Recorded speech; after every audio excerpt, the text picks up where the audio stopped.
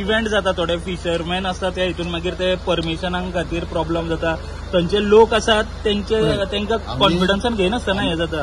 आम्ही fisheries department traditional fisherman mechanise fisherman यांच्या इंट्रस्टान आसा. ट्रेडिशनल फिशरमॅनाचे जे जे जागे लोकेट आहात जाल्यार थंय कसलीच एक्टिविटी करपाक दिवच्यो न्हू.